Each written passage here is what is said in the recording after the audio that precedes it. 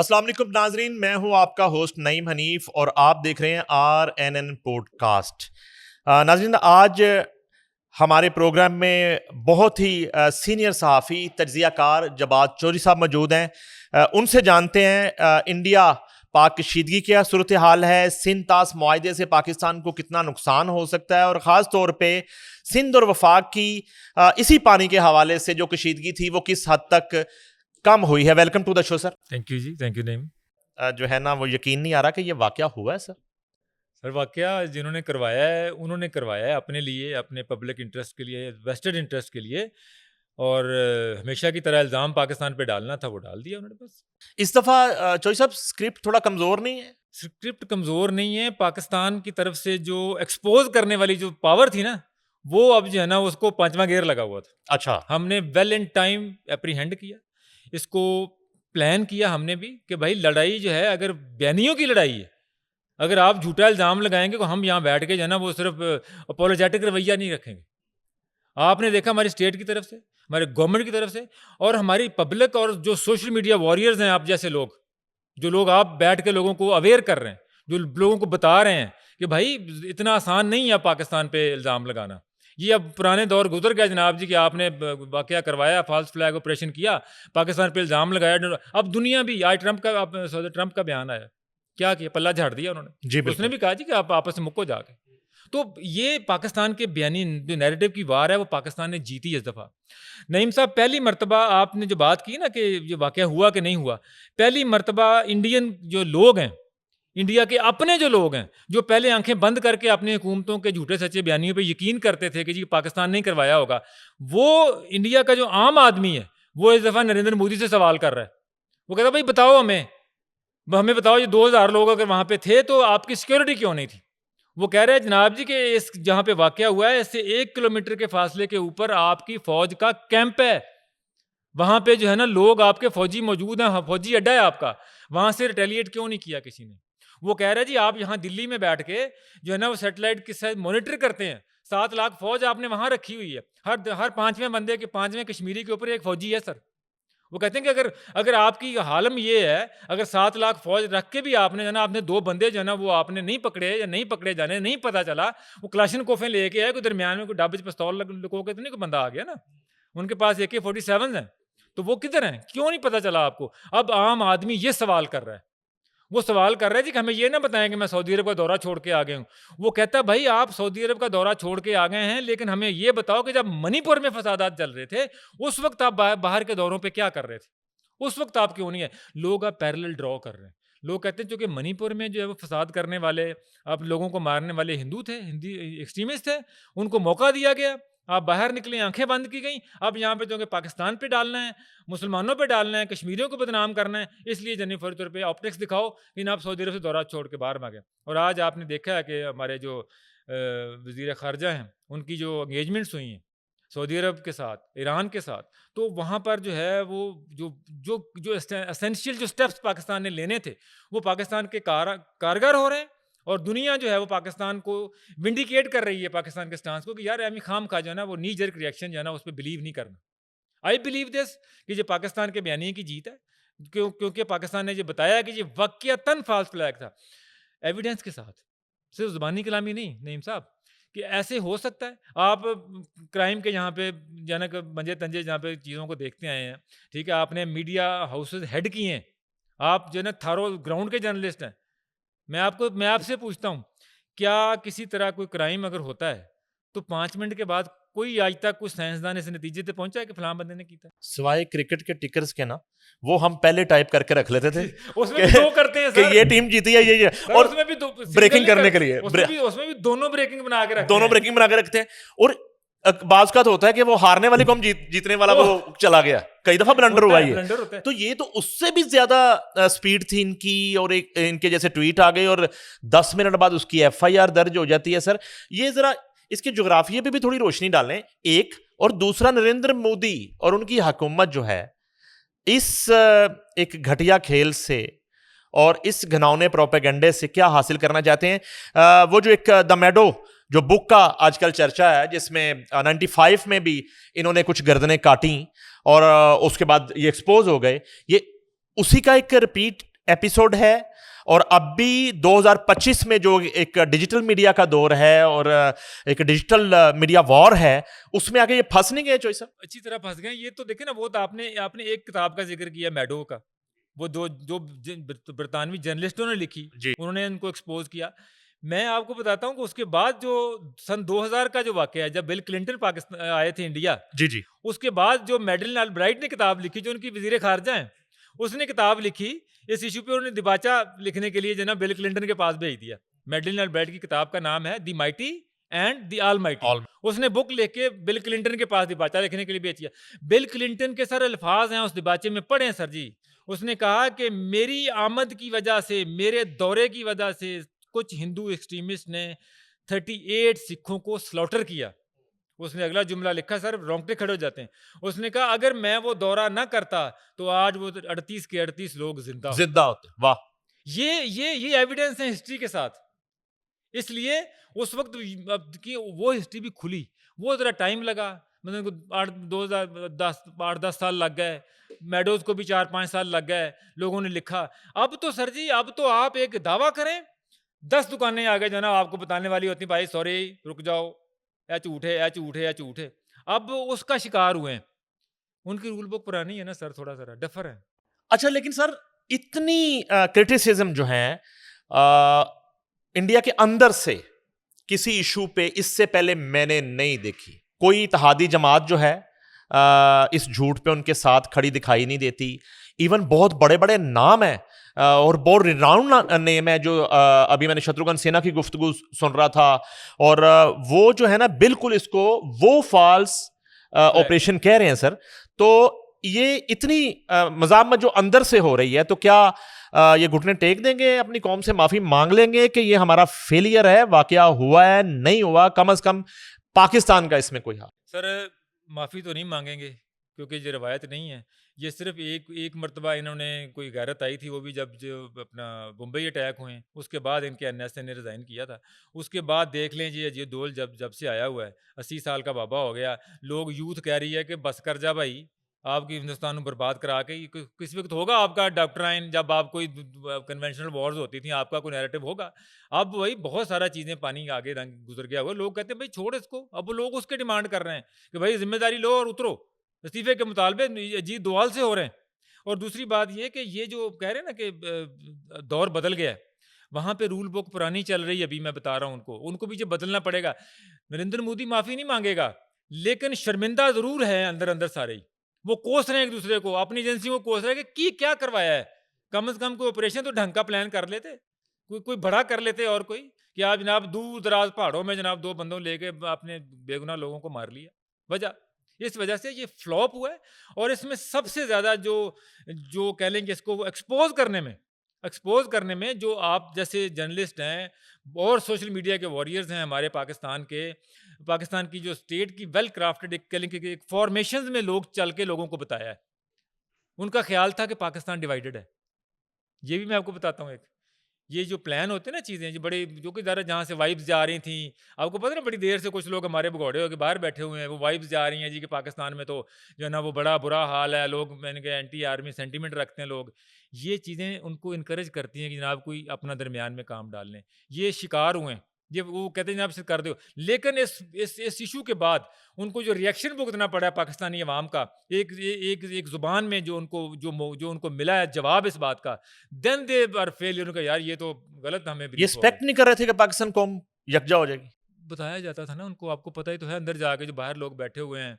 ये बीएलए का सारा मीडिया सेल वहाँ पे हिंदुस्तान से चल रहा है, ठीक है। ये ट्रेन का वाकया भी आपने देखा, उन लोगों ने सपोर्ट के साथ करवाया। कुछ लोग उनको ब्रीफ करते हैं। और इस तरह ये जो मेजर सच जैसे कोई वो जो जो लोग हैं जो बैठ के बड़े बड़े दावे कर लेते हैं, वो थोड़ा सा उनसे भी इंप्रेस होते हैं, शायद इनके पास बड़ी इन्फॉर्मेशन है कोई। अच्छा सर, आपका वो चैनल्स पे, इंडियन चैनल्स पे इंटरेक्शन तो रहता है। आपने बीएलए का जिक्र किया, तो बीएलए का जिक्र सुनते ही मुझे मेजर गौरव आर्या याद आ जाते हैं।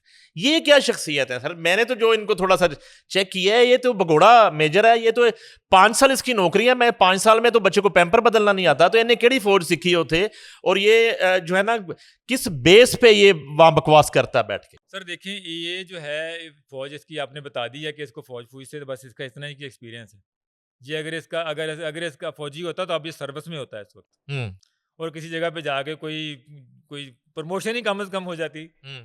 ये इतना निकम्मा, इतना नठल्ला था कि इसने मेजर से लेफ्टिनेंट कर्नल बनने के लिए 2 बार एग्जाम दिया सर, फेल हो गया। फेल हो गया। अच्छा।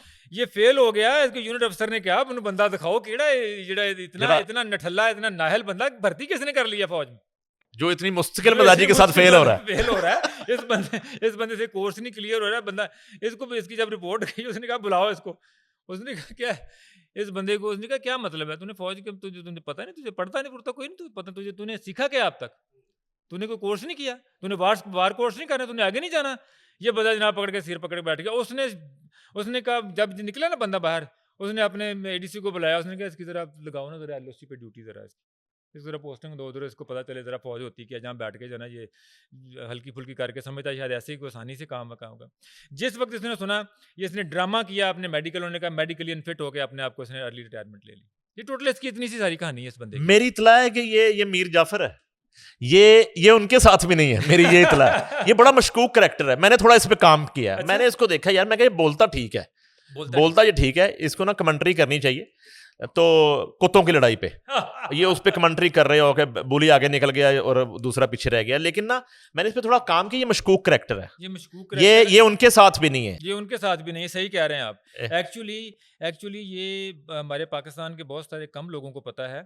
एक करैक्टर है अर्नब गोस्वामी। अर्नब गोस्वामी ना, जब ये बीजेपी की, ये दो भक्त हैं बेसिकली, तो ये बीजेपी के आरएसएस के भक्त हैं अर्नब भी।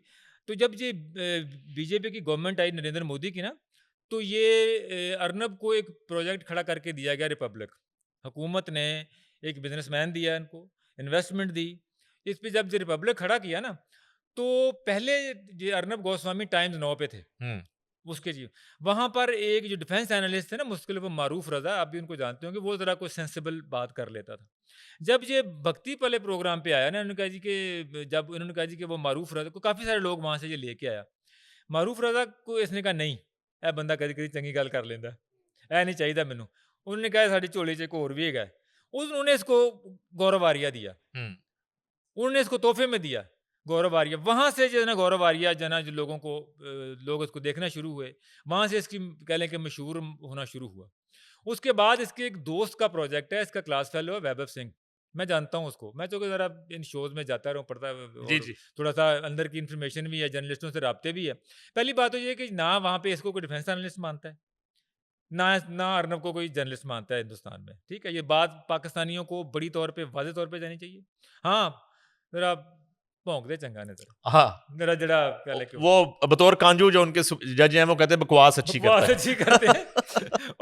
और चूँकि फील्ड भी वही है, तो जब भी आपने सुना होगा, बल्कि जब मैं ये इस शो में अपना अहमद हसन अरबी और मैं दोनों ही थे उस शो में ना, जो पाकिस्तान में भी सब लोगों के सामने, जिसमें इसकी अर्नब की जो है ना वो कुत्तों वाली हुई, तो उसमें भी इसने कहा ना मैं भाटिया को छोड़ता हूँ। तो ये इनकी ना एनालॉजी भी वही है, क्योंकि ये सेम प्रैक्टिस वही करते हैं। तो अर्नब ये पाकिस्तान को जो है ना, ये इन चीज़ों को संजीदा लेने की ज़रूरत नहीं। इन लोगों ने भी मरवाया उनको, जो बैठ के जो अपने रेटिंग के लिए, टीवी रेटिंग के लिए जो वहाँ पे बैठ के पाकिस्तान कहते हैं ना, ये एजेंसियाँ जो है ना उनकी वो थकी हारी हैं, वो इनके नरके में भी आ गई कि शायद पाकिस्तान में वाकई बड़े।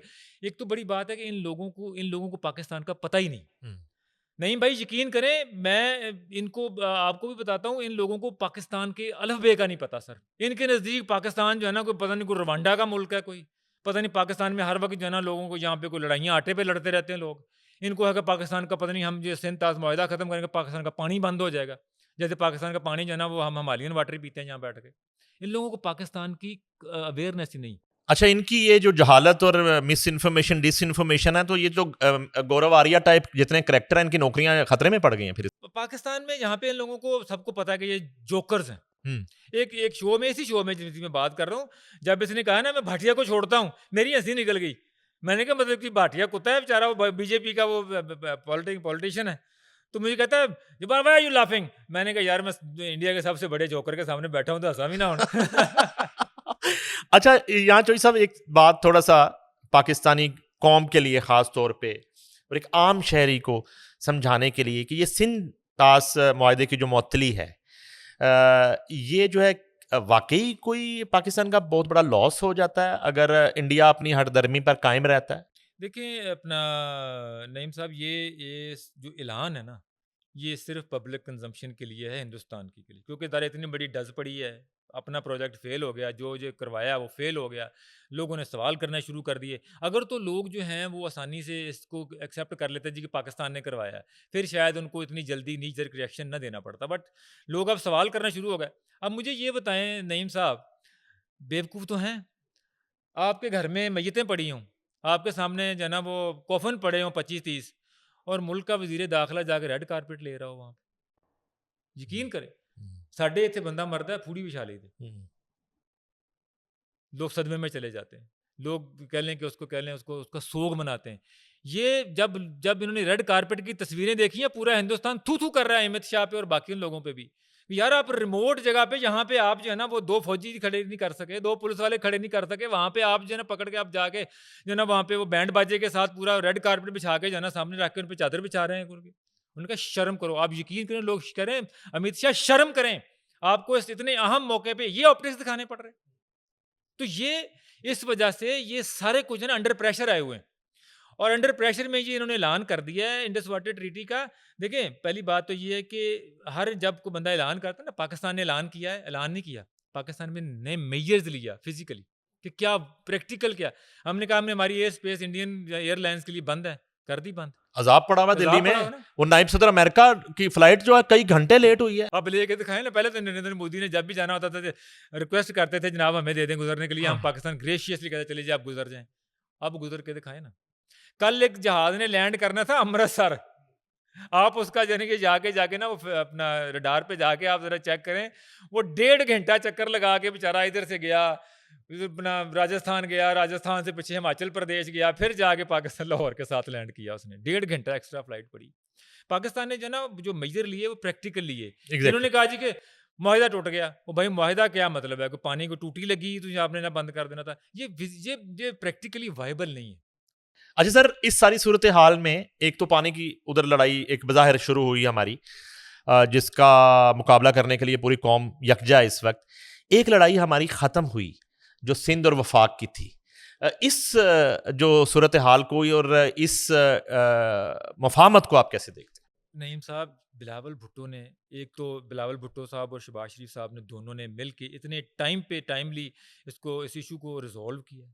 एक तो ये बेहतरीन हल हो गया कि अब उन्होंने मामला CCI में ले गए, जो भी होगा कॉमन इंटरेस्ट जो फैसला करेगी, एक सबका फैसला होगा, that will be very much Pakistan के लिए जो है ना वो उसका मफाद में होगा।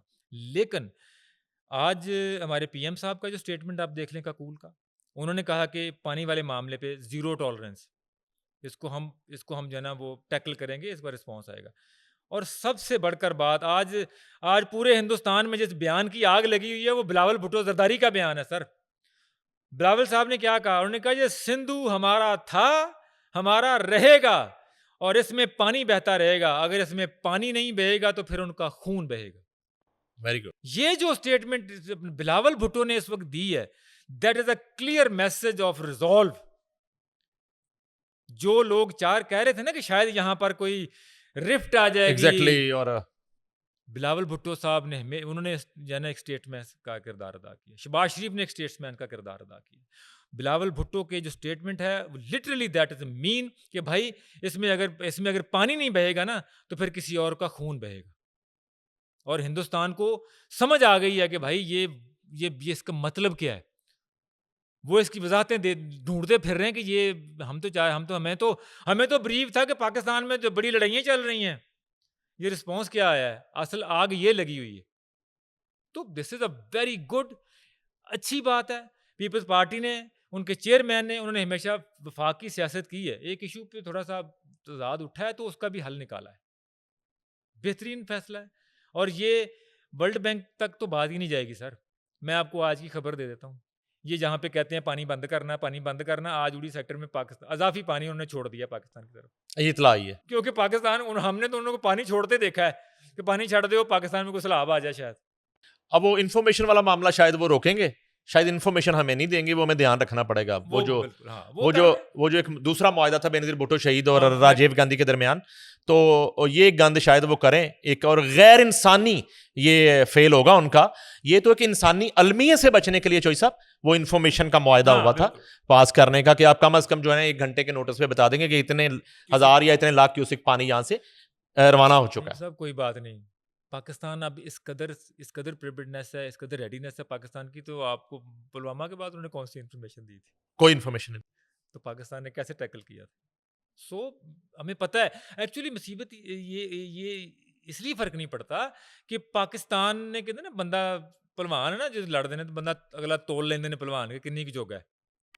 सीनियर साफी तज्जियाकार जब्बार चौधरी साहब हमारे साथ मौजूद थे और आज बड़ी ही एक हौसला अफजा गुफ्तगू और उसी दिलेराना अंदाज में जैसे वो भारतीय चैनल्स पर भारतीय सुरमाओं को नॉकआउट करते हैं और उनको मुंह तोड़ जवाब देते हैं और अपना बयानिया जो है वो पूरी दुनिया के सामने रखते हैं कि पाकिस्तान कौमी यकजा है और अफवाज पाकिस्तान के साथ शाना बिशाना खड़ी है। और उसी जज्बे के साथ मैं पॉडकास्ट का इख्तिताम करूंगा। बहुत शुक्रिया चौधरी साहब आपका।